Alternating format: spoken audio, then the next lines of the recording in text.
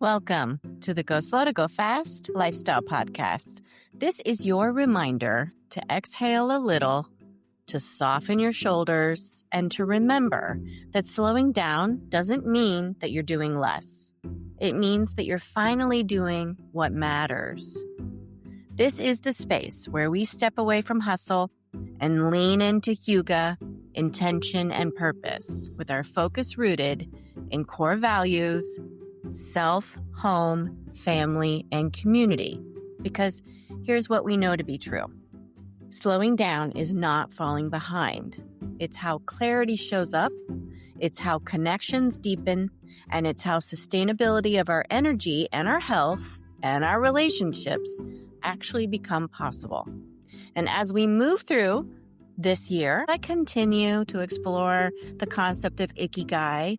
That's life's purpose, what gets you up in the morning. I think today's conversation is going to fit right in with that. It's in alignment with everything that we do here at Go Slow to Go Fast.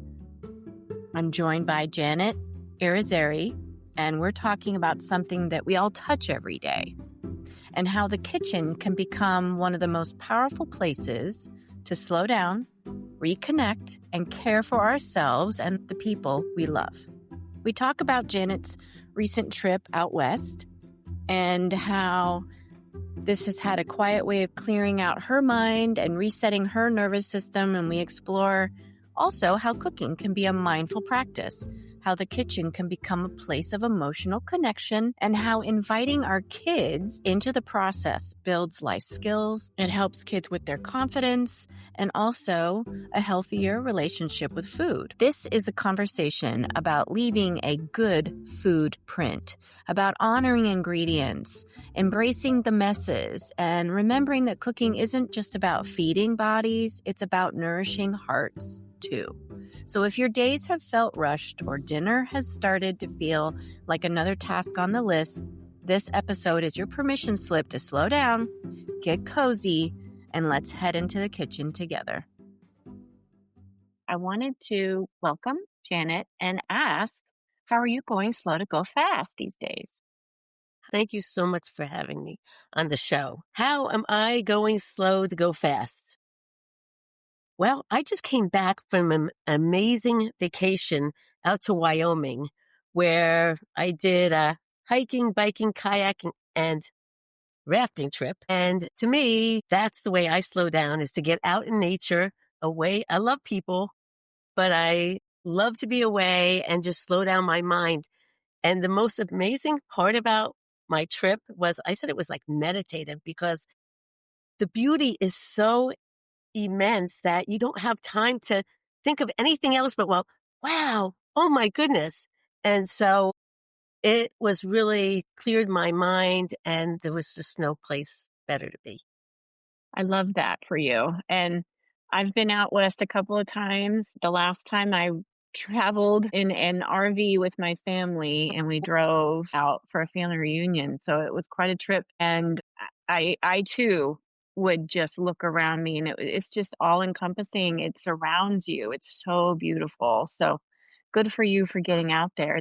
It's been since probably 2020 since I've done that. So I need to get back into thinking about a long trip like that. It's beautiful. Yeah. It's breathtaking. Nature is just such a great way to slow down and really Mhm. live in the moment. And, I love going to the beach too and laying there, but I always start thinking about what's happening at home. Sure.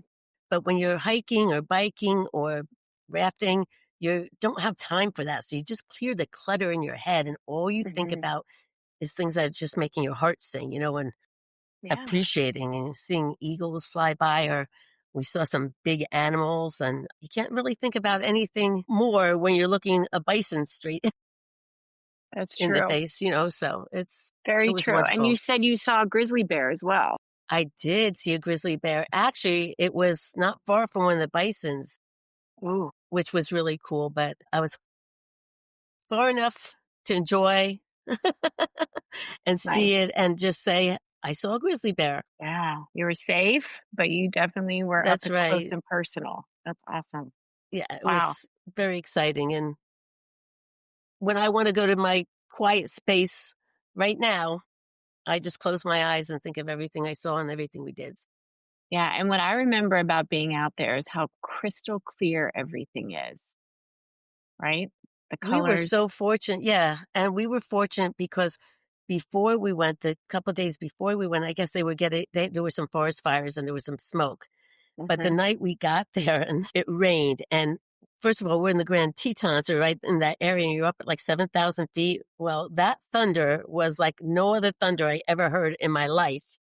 And it came through at night and it cleared all the smoke away. And we just had such pristine days. And they were partly cloudy, partly sunny, but the clouds add to the dimension of everything you're looking at. And in that area, they have just such a gamut of different geology going on. And I do what I do now, but I do have a degree in geology, believe it or not. So appreciation of what's going on there brings it Yeah, and to you another can, level. depending on where you were able to go, you can see literally the layers of Yep. time in Yeah. the soil and the rocks. It is amazing. It All is the different colors, awe-inspiring. right, too? Amazing. Yeah, it is. It's beautiful. Well, we Let's could go. go on for hours about that. I know, I go right? Oh my gosh. Yeah. And I want to hear more about your adventures too, because I'm sure you have stories about seeing moose and caribou and like, yeah, it's definitely, I'm sure, on several of our listeners and viewers' bucket lists as well. So, yeah, life goals, right? mhm. But, it's not just in those moments where you get to go on a vacation of a lifetime or go out and see something completely different in nature. It's also in those moments that you're going to speak about today where just the mundane working in your kitchen can really bring you a place of quiet and contemplation and being reflective and being grateful. So, can you take us back to where you started and how you got to where you are now with your work in the kitchen? Well, I grew up in a home where the kitchen was the heart of the home. My mom was a stay-at-home mom, and, um, she, just made the kitchen a happy place because she loved to cook, and everything tasted so good. I always talk about how much love she put into it. Wasn't She did use really good ingredients because part of that was also during the season, taking us to the farm markets and picking out the tomatoes or whatever. I do it to this day. It's like you hold a tomato that was just picked and you just look at it and you smell it and you appreciate it. And that has to make it taste better. That's the beginning of my story, just appreciating the kitchen. And then I landed up getting into the restaurant business. So food took on a whole different meaning. And I ran three very successful restaurants, very busy. And food was, as I said, was the way I made my living. So it takes on a little bit of a different meaning. And kind of, when I look back at it, kind of lost a lot of meaning for me because I tell about how, although my mom taught me how to enjoy food and how to appreciate it, I own restaurants. So when I was raising my kids, they didn't really get the same experience. And I honestly didn't realize it till very recently. But, when I was home for dinners, if I was home for dinners, they were rushed. And it really didn't sink into me till I opened up my computer where my son had been writing his college essay, that essay that you have to write, to prove, show you're different or whatever to get into the college. And I nearly fell on the floor when I saw that he wrote that my mom owns three restaurants. My dad works for a major food company and there's never any food in the house or dinner on the table. And I guess, yeah, it did not make me feel really, it was a joke, mom, because it's, I exaggerated. It still made me think. And I reflect on that a lot. That's where I am today. I created a method for enjoying the kitchen more because I think when we started the conversation, I think you referred to work in the kitchen. I'd like to reframe that. Like if we think about it as work, then it is work. But if we can reset our mind and learn to appreciate it and slow down, be intentional, take that tomato, look at it, take some basil, look at it. Oh, how can I put these together? And then cut slowly and enjoy the process and the smells. It changes the kitchen. It changes how you show up for your kids. And basically, I just want to make, I missed out on giving that to my kids, though my kids turned out fine, okay? They do love to be in the kitchen and they like to cook and stuff like that. But I know in today's crazy environment with being pulled in so many directions that it can be really hard to enjoy the kitchen, especially, another meal, right? But I've created a method to help bring more joy. And it's not about being perfect. It's not about being obligated. It's about just awareness, you know? Sure. Mhm. Yeah, 'cause there's all walks of life listening to this podcast. There are people that are in different phases and stages of their life, you know? And I would think most of us probably dread that question, "What's for dinner?" Just because we've got a million other things that are on our plate, literally and figuratively, and we've gotta think about so many things before we think about what we're making for dinner, and it's gonna look different in every home, but I, like you, I know it's growing up being from a predominantly, I would say scratch cooking home. My Hmm. mom made a lot of food from scratch. She was a working mom for most of my experience, but in the early part of my life, she was home more. I also had I had grandmothers that cooked and great grandmothers that cooked. So I was around cooking and baking. I know what that smell of a tomato is like in the garden and when it comes into food. Like I can have those grounding moments from what you speak about. But my dad was a landscape architect, so was our garden or yard perfect? No, because he didn't have time for that. He didn't have time to come home and work in the garden at our house or make our yard look nice, you know? So they say that, you hear that all the time, people that do whatever their craft is out in the world, they don't do that at home because they don't have time for it. Yeah. They do it all day. Why do they wanna do it when they come home? The shoemaker's son has no shoes, right? Wasn't Yeah, that like the old time? yeah. Right, absolutely. I think that's something common that we deal with, and what we do during the day isn't really what we wanna do when we get home. But I think we all, to some degree, do some sort of cooking or baking in the kitchen at some point, or we get takeout and we know what food we like.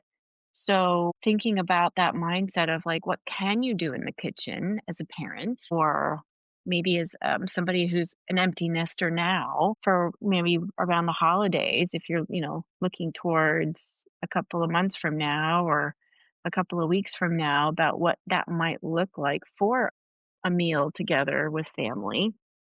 It's something just to kind of think about as a way to take every moment, one step at a time. And if you can find the joy in cooking or baking, at least just one meal, and that's a start. And like you said, it doesn't have to be perfect. Yeah. And if you're a parent, the added benefit of establishing a different relationship with your kitchen and bringing the kids into it is the kitchen is a great place to teach. I like to say the kitchen is a classroom and it's a time to start conversations. That's not a lecture. It's a time to, when you sit around the table and you like start talking about that great tomato. And we're talking a lot about tomatoes. There's a lot of other vegetables, but how much many resources went to make that beautiful tomato. And we wrote it locally. We were supporting the farmers and you just start conversations like that. And you teach values of gratitude. You teach about money, economics. You teach about giving back and how people aren't so fortunate and, about protecting the environment. Yeah, and my three at home right now just turned 11, triplet boys, and they are at that God age. bless you. Yeah, there are moments where I need all the prayers I can get, but there are moments where I'll be in the kitchen, and let's just say I might not be in a good mood. I know I've got to put something on the table and I've got my mom in the back of my mind going, "You need to make sure that you have something green. You need to have variety. You need to have color on that plate." I've got all that in the back of my mind. And I'm going, I just want to put some chicken nuggets and some fries in the oven and just be done with it. But, so it's a balance. But the boys are wanting to help more, which is great because Yeah. I made spaghetti the other night, something simple. I was like, I'm not taking meat out and just making a red sauce. And we did literally, bringing the tomato back into the conversation. We have a few tomatoes that are coming out of our lake garden right now. We're taping this in September. And it was great. I was able to get some fresh produce into that meal and not just from a can. But, I do the semi homemade. I do use sauce from a can too, and it's okay. It's okay. You can use frozen vegetables. That's okay. The best thing is that you come to the table and not stress about it because the whole Yeah. family feels that, and Yeah, if they it do. makes, even if you have to do takeout, okay, do takeout, but Mhm. maybe you want to serve it on regular plates instead of paper plates just to make it, Special. seem more special. And, maybe you want to light a candle, maybe you want to put music on, just little things that get you in the mindset of, okay, take a deep breath and slow down a little bit. And, don't, it's interesting because I also teach at the Culinary Institute of America and I teach Introduction to Hospitality. And it's a great class to teach because the students are coming in, it's their first beginning of their semester. And I go around and get to know the students, and I often ask, why are you picking culinary? And so many times it has to do with a memory of family meals or how their mother was in the kitchen. I mean, sometimes it's, they want to be the next Bobby Flay or whatever, but it is when you think about how many memories you have around food or the opportunity to make memories, it's unbelievable. And it's just really heartwarming to hear the students talk in that respect. And a lot of times it's, my Nona.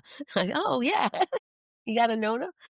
And who will help, who said that I just loved her meatballs and just the way she took care of it. And I learned to cook from her. And that's a wonderful. Yeah, and not everybody probably has a Nona, but maybe you have somebody in your family who liked to be in the kitchen and made something for you, or you Yeah. remember those smells from your childhood. And if not, then, it's your opportunity now to bring that into your story, into your home, however you want that to look like. So, yeah, we're not all going to be Martha Stewart, and I'm not No. going to And beat nor should myself you up have to about be, that. right? No, But right. I think we, just take a little bit more time to mhm. appreciate it, and Yeah. the method that I've created is my company is My Mindful Kitchen, and I call it the MMK method. And I know, like, if I said to someone, oh, let's go organize your refrigerator, or like, how's your refrigerator? The first thing someone's going to say is, oh no, or like, let's go dive deep into your freezer. What's in there? That's a scary thought. But the thing is that if you just deal with it, tackle it once, put some music on, do it in a way that feels good to you. And then, just say to yourself that you're going to try and keep it that way. It just relieves so much stress because every time that freezer or refrigerator is a mess and you open it up, it's a stressor. I don't care what you say. But if you have it organized and it's pretty and you're, proud and you can find things easier, that hour it took you to clean it out is going to bring you 100 times back that time. Yes. Agreed. And you can't beat yourself up about what you have in your fridge. It's not going to look like you went to organic food market every time you open it up, and that's okay. You just have to, hopefully it makes you happy when you open the door. Yeah, and it's funny because one of the things I teach is about how to keep food fresh longer because a lot of my mindful kitchen really is about reducing food waste, which will save you money, and it's just about being more organized and feeling good because no one feels good when they throw something out. They know that it's just wasteful habits is not something that makes us feel good. But so I always say that when you can make something last longer in your refrigerator, instead of feeling guilty about throwing it out, it's the exact opposite. You feel excited. And I kind of liken it to when you like, I've kept broccoli in my refrigerator fresh for up to 3 weeks. And yes, and it's very simple. But when you do that, you take it out to use it. It's like when you go to the store, like Marshall's, and you find a piece of clothing that's on sale from $100 to $15 and it's in your size. That's such a good feeling. You know, woohoo, you want to shout it from the rooftops. It's the same kind of exhilaration you get when you keep your broccoli fresh and don't throw out. Yeah. And if it's getting to that point in my mind, in my fridge, I usually throw it in the freezer Yeah. because I don't want to, because I know I probably need it for a soup or a stir fry in a couple of days, but I don't want to like have to throw it out. Pat yourself on the back. Good job. Yeah. Saving. Because I can think of that commercial where the person is in the grocery store and the stuff is running down the conveyor belt and it goes right into the trash can. It's like all the food that we waste. Really? Yeah, I it's one never of saw it's like that commercial. yeah, it's about like food waste basically, thinking about how much we spend If you ever see it and again, how let we me know. consume. That's great. Because that's what you're doing. That doesn't feel good, especially with food prices so high right now. You can't afford to waste. And that's the other thing about the method. I also kind of go over how to get your kids involved because once your kids are behind it and understand the economics behind it, or, as I talked about the resources and that it affects other people, that's all they need to know to make those little changes. Right. Yeah. And with newspapers really not being a thing anymore, you don't really get the coupons and the clippings and all that anymore either. So you have to be a savvy shopper trying to buy like non-name brands, going to the store, trying to keep a food bill down with growing boys below I 200 a week is a feat. But, three boys, yeah. you said 10 years old. Yeah, they just turned 11, so they're drinking Mm. it's a gallon of milk per kid these days. So 3 gallons of milk every week. Oh, that's a lot. That's a Yeah, real but, lot. if there's so you have tips and tricks on how to keep your food fresh in the fridge, how to make it more visually appealing when you open that door and organize everything. Yep, your pantry, your refrigerator, That's your great. freezer. Are you a fan of taking all the food out of their containers and putting them in airtight containers? How do you feel about that in a I do it pantry? with certain things. I mean, it's great if you have time to prep when you get home, because once again, that will save you time along the way. But that's only if you can do it. And once you get in the habit, it makes it a lot easier. And once you realize how, let's say you go shopping on Sundays or Mondays or whatever, and you do that, and you think of it as, wow, I'm doing good. I'm organizing myself. I'm going to keep food fresh longer and stuff like that. It's much more of a motivation. But then as you go through the week and you realize, I can just take this out and that out. And, you know, sauteing and stir frying are some great tricks. I say, make it a family affair. Say, okay, what cuisine do we want tonight? Do we want Italian? Do we want Mexican? Do we want, Asia? Whatever. And then take out a protein. It can be chicken, tofu, whatever you have, a couple vegetables, and get the spices together. And then think of a starch you want and just have fun. Have fun. Yeah. And it's a great way not to waste food and it's quick. And if it's all cut up Right. like you just said, that's Mhm. even better, right? Yeah. I mean, I do usually do my shopping on a weekend and then food prep on a Sunday. And that was right now I'm not working full time. This is my focus now is being a stay-at-home mom, but that's still obviously work, but I have more time to do that shopping and prepping. But I would do that when I worked full time as well on a Sunday. And then I felt better for Monday through Friday and what that looked like. But we still did frozen pizza on a Friday, generally speaking. But for those working parents out there right now or families that are kind of feeling like they're in a rut, what would be a suggestion to kind of mix it up if that's kind of what they do? They have their set routine and they have the same kind of foods every week. I Is there say anything that you would suggest? I would just say implement one new thing. Let's create Tuesdays as Taco Tuesdays or something like that, or one day a week, or let's plan on Thursdays that we all work at dinner together, like get the kids into let's menu plan for the week.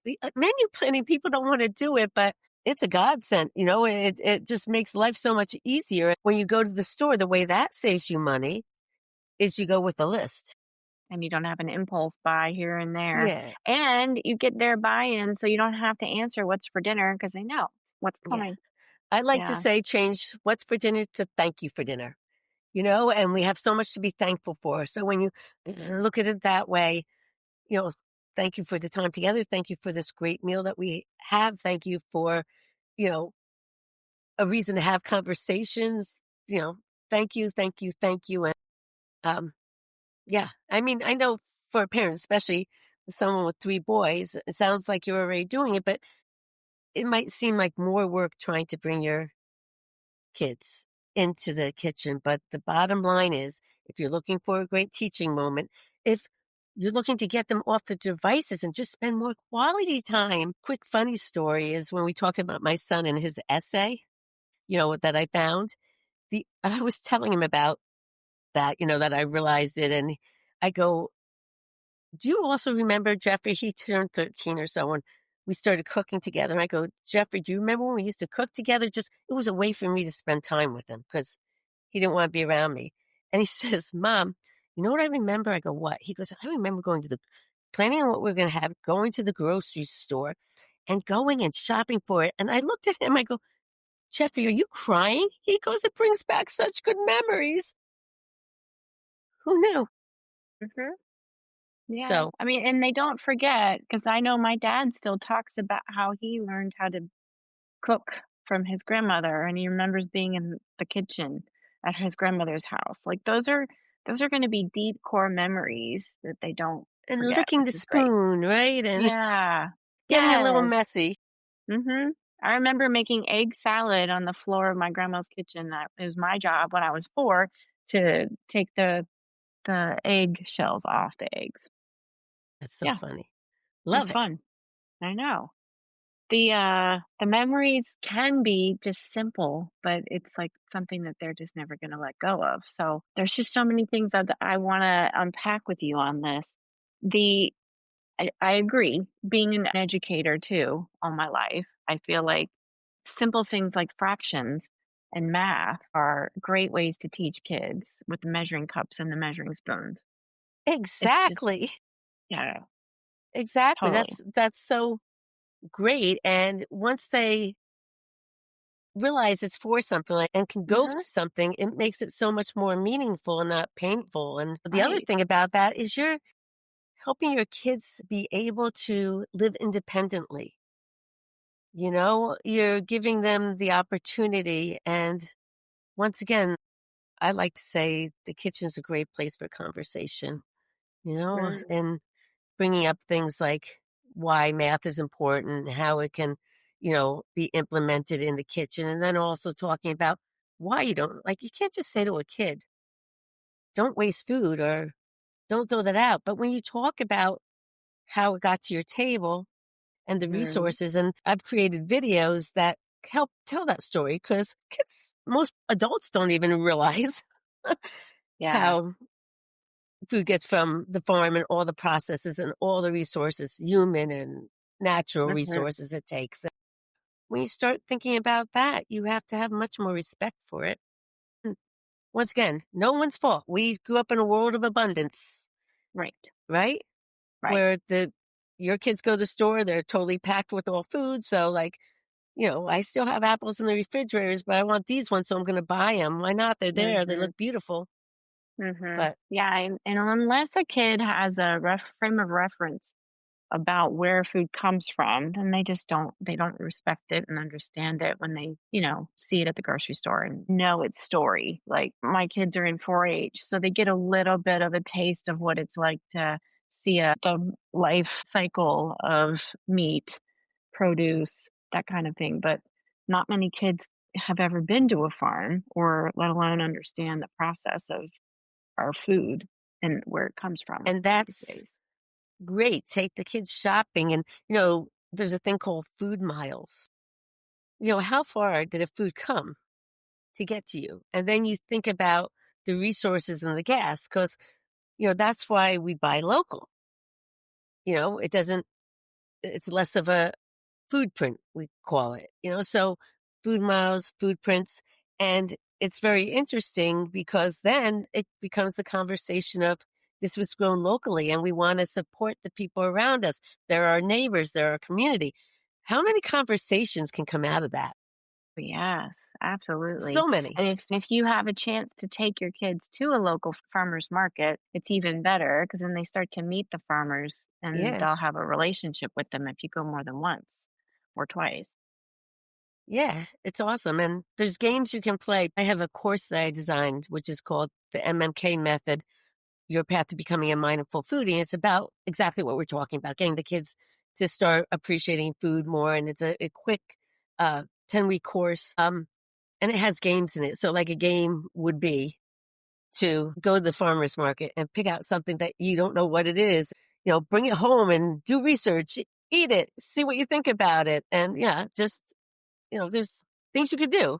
Find the local farmer and ask him one question, Yeah, we got a dragon fruit the other day at the grocery store, and I had to look up how to cut it open and, harvest it basically. Much kind of, we've been eating kiwis too, but dragon fruit, that was the first one we had in our home, and it was a great treat, and I think we'll do that again. That's And learn such a great thing. Yes. yeah, I Experiment. mean, just something like get a different fruit from the grocery store that you've never purchased before and try it out. Yeah. Yeah. And with younger kids, you can actually go into the grocery store and play games like, let's find something that's round, find something that's square, like do different shapes or different colors. And yeah, the food is a great teaching mechanism, and it's also good to eat. Yeah, it's great for the littles because you get them involved, and they're not always asking for the stuff that's at their eye level, that's the candy in that Ugh, checkout aisle. They're gonna be more interested in the fruit and trying to figure out what it's gonna look like inside if they've had that conversation with you in the yeah. produce section. So that's a great way for parents out there if you wanna, redirect. Make it fun to go to the grocery store with them, and there's just different ways of getting them involved, and, you know, it's a social thing too. But if you go into the grocery store with that mindset, "I hate grocery shopping," do a few affirmations before you go in, have a goal, have a list. Don't waste your time, that you have it on the list. You go, done, in and out, and make it a learning experience. And if you're not using AI out there or you're not in Surrey and Alexa, you can do your shopping list from them as well. Like as you go through your fridge, we've been of late telling Surrey and Alexa, add this to the shopping list. And it's been great because it keeps us on track. That's awesome. Because how many times also do you go to the store, and that's one thing about being organized and making a list, and you come back and you say, "Oh, I already had cream cheese," or "I Hmm. already had this," or whatever it is, and Hmm. you're gonna waste. I mean, and it's a waste of money, it's a waste of the food because 'cause you're probably gonna throw it out, so it's once again, it's slowing down to do those things in order to be intentional and have more time. Yeah. So, okay. So, making a list, making sure that you go through your kitchen and your pantry. Maybe we have a deep freezer in our garage. So, we go through those areas first, make our list, check with Siri and Alexa. And then we go to the store. Our goal is to keep our price down to a certain price point. Then we come back and we put it away. That's a lot to do, right? And so you can break that up over multiple days or you can, however you want to organize that. For the parent out there or the grandparent out there that's getting ready to have grandkids for a week, what would be some other suggestions that you might have to make it fun in the kitchen? Just not being worried about being messy and it coming out perfect. I think everyone's goal to be perfect, and you began the conversation also about sometimes doing pizza out of frozen vegetables or whatever. That's totally fine. Also, a good thing is to be conscious of how many people you're feeding, because that's why, wait, a lot. So I don't know about you. I'm a huge fan of leftovers. I love leftovers. I know some people who, you know, won't eat that. Yeah. And so, especially if you're that person, you have to be more conscious of how much you're cooking. Me, I like, I'm going to make stuffed peppers. My farm by my house has the most magnificent bell peppers, red, yellow, and orange. And I'm going to tell you, they are so great. So I have so much chopped meat. I have ground turkey, ground pork, and ground sausage. I'm going to put it all together and make this big vat of, this one I'm going to do like a Mexican flavoring in it. So I have Mexican, put black beans and rice and corn in it because the corn is fresh right now too.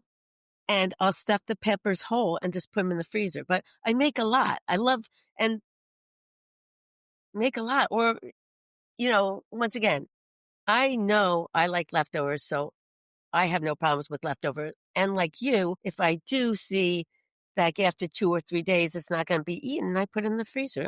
It's dated. Labeling is a good idea. Okay. So you know what the dates are. And also Mhm. another trick for the freezer is to have a freezer inventory. And Mm, like if anyone wants, they can write to me and I have a sheet that does that. And that way, when you do it, you mark it off that yes. you have 3 orders of stuffed peppers in your freezer. You take one out, you cross one off. So now you know you only have 2 and you add something. So those, inventories Mhm. lists are great because I know Yeah. freezers can get pretty scary, right? Yes. Yes. If you have one of those like deep freezers that have layers and layers and layers of stuff that you have to kind of lean in and kind of figure out, that's hard. We have one of those upright kind, but they still, I find stuff all the time in the way back going, oh, I didn't know I had that. And I'm one of those people that buys butter every time I go to the store because I can always freeze it. But then I realize I have like 6 things of butter and I'm like, okay, I need to not buy butter for a while. Yeah, and I have one of those big chest freezers, but by keeping an inventory outside, Yeah. um, it It would helps. be helpful. Yeah, it Yeah, you helps. know what you have, and it helps Yeah, you scan quickly if you've been taking care of it along the way, yeah, for sure. yeah. Because I What about chicken stock and different broths and beef broth? Do you do a lot of that, like, so much bone it's broth? go down to my chest freezer because I can't if I have a chicken carcass and all the scraps of all the vegetables, the carrots, the celery, whatever I'm using, and especially like if I want to get rid of stuff, I make stock all the time with the bones and then whatever. I mean, celery's gonna, I've had it in my refrigerator for 3 weeks. It's looking kind of not so good. So I'm gonna put it in. And you can revive things like celery by putting them, flashing them in cold water. Like Mm, if it looks like it's limp and put it okay, in cold water yep, and they brighten up they come like back. and lettuce is the same thing. So there's tricks. Okay, But good to to go know. back to the broths and the sauces, Mhm. um, I was just asked for some tips for, I don't know if you've ever heard of delish.com. It's an online food, um, food website. They always cover all stuff. And they asked me for some, appliances that would help save money. And one of my favorite things is an immersion blender. Do you know what that is? Yes, I have one from my grandma. I just Oh, used it yesterday. yeah. Yeah, And it's great for it's making great. sauces or using things Yes, that look like, soups and whatnot. Handy yes, little things like because that. I had heated up my tomatoes out of the garden on the stove with some olive oil and garlic, and then it was so hot, I wanted to blend it up so it wouldn't be chunky because the boys are weird about texture, Yeah. and I was gonna throw that into the sauce that I got out of the can, and I'm like, "I don't wanna put this in the blender." I have the immersion blender, so I got that out of the cabinet, and I was able and literally leave it in the pan and just You know mix what? it I up. It love was what you great. just said because I did the same thing with my tomato sauce because I don't mind it chunky, but some people Mhm, don't. And I never thought it's a consistency thing. So if you're mhm, worried about that, the immersion mhm. blender can be such a great tool. But I Yeah, never you just have to actually remember to said use it if that. you have it. Yeah, I never actually said it was because of consistency, but that's why I was using it. And that's a great trick. And you can, oh my goodness, for kids who don't like want Mhm, to eat spinach or something like that, and mhm. you put that in your stock or your sauce and you use that immersion blender, No no one one knows. know it, right? No harm, no That's foul. true. It's a good reminder, like, I like to throw in like, frozen avocado into my smoothies and, like a banana, it makes it so smooth and Yeah, creamy, and you would never know it. But being around all of that, being around yeah. the restaurant business, you're able to share all that insight, and it's good to know because I didn't know you could bring celery back and you can bring lettuce back. I mean, I'm one of those, I will use it in a soup before I throw it out. But it's good to know that you can bring those types of vegetables back. Yeah. Yeah. Okay. What else? What else? Spices. What would be a spice that you think that people don't use enough and they should either rediscover or consider using more of? Well, fresh herbs always just bring it to the table, and once Mm, again, I keep fresh herbs fresh in my refrigerator by cutting off the little ends of them and then putting them in like a deli container with the lid on, mhm, and they'll mhm, stay up to 2, 3 weeks. So don't be scared to use the fresh herbs because they brighten things up. I love the word brighten, mhm. but Yes. you throw some, with the exception of basil. Basil doesn't do that great in the refrigerator the way I just Mhm. said. It's better if it's out on the counter with some Okay. water. But Yeah. I would just say enjoy fresh herbs. And you know what my thing is? Like paprika. Do you use Mm. paprika? I use, I do, but I think I use cayenne pepper more than I do do paprika. you? It's kind of like that quiet spice that I put on chicken if I'm Yeah. gonna do a, oh, what's it called? When I'm doing my Instapot Okay. for chicken, I like to But use when the you paprika, but broil it's vegetables or anything, a uh-huh. lot of don't be shy. Don't Or be shy with chicken the broiling paprika. shy, lots of paprika. It's Okay. not only pretty, but it just adds something A to, little layer of spice to the yeah, and it's food. not, I Okay. think it's like hidden, like, what you just talked about with the Mhm. cayenne pepper. Use the same, Mhm. but then also put some Paprika. paprika is one of my Okay. favorites. And I yeah, will do that. and celery Because is a hidden thing. I'm having to do some more clean eating lately because the boy's birthday was last week and I had a lot of cupcakes and junk in the house. So now we've cleaned all that out and now I'm like, okay, I need to do broccoli and chicken and rice and just get back into like stir fries and yeah, I need to be doing some chicken in the Instapot or I learned this by just researching how to make chicken more moist in the oven as of late, just putting chicken in a saline brine in a bag for Okay. 15 minutes. I'm like a convert on that. I'm going to do that every time now. Like I can't imagine not doing that now. I have a really unhealthy way to make chicken really moist and Do you? delicious. Pray tell. I saw so, and I am like, oh my goodness. If you have like, first of all, I think a lot of the chicken breasts now are like just gargantuan and they're tough and they don't taste like chicken. And I hate that, but sometimes you get them.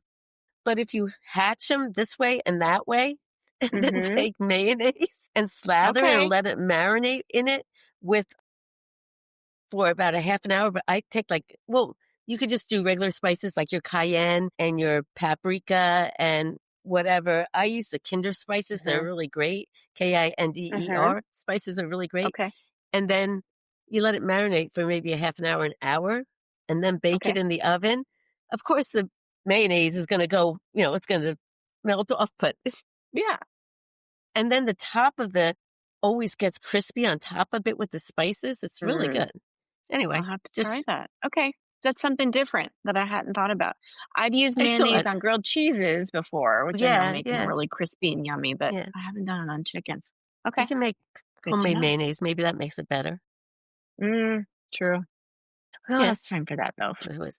No, let's not go there. That's one thing I've never done, Right. and it just doesn't Yeah. seem. Yeah, but Now my the mom's kid. into making things from like scratch these days because she's retired and she wants to Yeah, learn how to make yogurt. So she's started down that path. I've started down the bread path, but I haven't gone to you said making that. my own mayonnaise yet. We'll No, see. Yeah. But that's okay. If you want to explore that, feel free. I would love to hear more about that. Okay. So what else? Final I don't know. thoughts We before I covered let you go. so much, and it's really been Yeah. a pleasure chatting with you. I think it'd be scary if we lived next to each other. Well, we'd always have each other's back if we were out of something, I'm sure. Yeah, yeah. I know. I've been doing the vegetable brine like that I learned about from a gardening homesteader, Elizabeth, who was on my podcast the other day. And that has been life-changing too. So now I'm gonna have to add a few of your methods into my process and see where we Yeah. go. Th- There's so much, brines, There is. pickling, all these other things that you can do to Yes. keep food fresh and have different flavors. Yes. But you have to Absolutely. not dread it. You have to look at it as a way to slow down and Mhm. appreciate it and be grounded, right? Yeah, and reflect on the time that you have with your loved ones. Yes. Yeah. Whether they be littles or bigs, Yep. just take advantage of it. Or, just making healthy meals for yourself. Well, it's about not just your physical health, it's about your emotional health. And I don't think people tend to give Mm, that as much thought because when you do good, not just for your body, but for, you know, the environments or for your pocketbook, that's emotional health. yeah. Yeah. Yeah, and it's a good food print, as you said. So, Yes, leaving a exactly. good food print. I like it. All right. So, we're going to end our conversation there. Thank you so much, Janet, for joining me. It's been a great conversation. It was a lot of fun. Thank you for having me. And Yes, absolutely. here's to a nice, calm, mindful kitchen. Yes. Bon appetit, right? Yes. That's it for today's episode of Go Slow to Go Fast. And as we close today's conversation, I want to invite you to pause for a moment and notice what stayed with you. Maybe it was the reminder that nature, whether it's a trip to the mountains or a few quiet moments outside, has a way of bringing us back to ourselves. Or maybe it was the idea that the kitchen doesn't have to be a place of stress. It can be a space for connection, creativity, and teaching moments. Or maybe it was the gentle nudge to see food not just as fuel, but as part of our emotional and relational health. Mindful cooking doesn't mean complicated recipes or perfect meals. It can look like letting your kids help, even when it's messy. Using what you already have before buying more, and getting curious about where your food comes from. Or simply being present while you chop, stir, and season.